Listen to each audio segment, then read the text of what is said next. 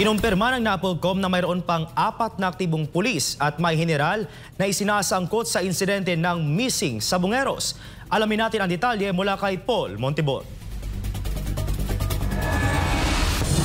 Bukod sa mga kinasuhan ng mga pulis na dawit sa pagkawala ng 34 na sabungero, may 4 pang aktibong pulis ang di umano'y sinasabing may kinalaman rin sa insidente. Ito ang kinumpirma ni National Police Commission o NAPOLCOM Vice Chairperson Attorney Rafael Calinisan. Ani Calinisan, mayroon isang police witness ang nagpapatunay sa kaugnayan ng 4 na pulis na ito kung saan pinakamataas na ranggo ay general. Meron pa po mga ilang pangalan, at least 4 more. We are hoping nga yung lumapit sa atin, gawan na affidavit yung sinasabi niya.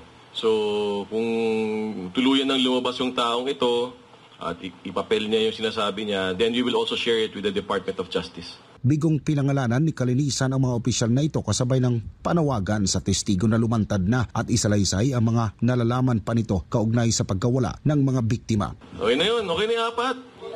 Active policemen. These are names given to us by a possible witness and we're hoping that that witness surfaces. We're really hoping for him to come out. Kaugnay dito tila patuloy pa ang paglawak ng investigasyon sa krimen dahil sa sunod-sunod na revelasyon na tinatanggap ng NAPOLCOM sa gitna ng pagsisiyasat nito. Sa katunayan, lumulutang ang pangalan ni dating PNP Chief General Torre at tagapagsalita nito na si Police Brigadier General Jean Fajardo sa posibleng maimbestigahan sa insidente ng missing sa Bungeros. Pero nilinaw ng NAPOLCOM na idadaan pa nila ito sa masusing pagsisiyasat ang mga ebidensyang kinakailangan para hindi mauwi sa aligasyon. Ayokong pagsabungin ng mga tao, ayokong to identify particular people, 'di ba? Especially ngayon na may mga bagay-bagay na nangyari.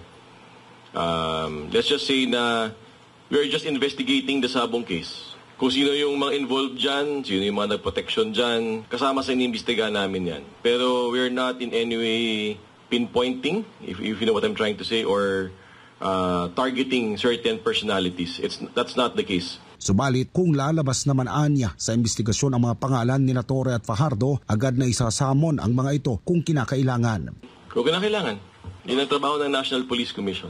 So, ika nga, di ba, police ng police. So we really have to do our job well. Hindi naman pwedeng you're looking into an investigation tapos nakapikit yung mata mo for certain personalities.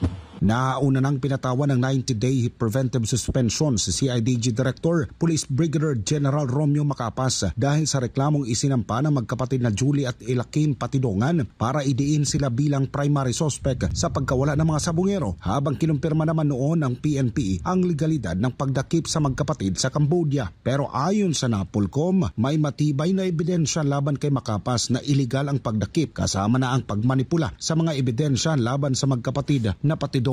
Giit ng NAPOLCOM, bibigyan pa ng pagkakataon si Macapas na makapagpaliwanag sa desisyon ng ahensya laban sa kanya. Sa kabilang banda, nananawagan ang NAPOLCOM sa mga individual o may katungkulan sa pamahalaan o alinmang serbisyo sa gobyerno na may kinalaman sa insidente na makipag-ugnayan sa kanilang tanggapan para maresolba na ang usapin ng pagkawala ng mga sabungero. Para sa Diyos at sa Pilipinas kung mahal, nag-uulat Paul Montibon, SMNI News.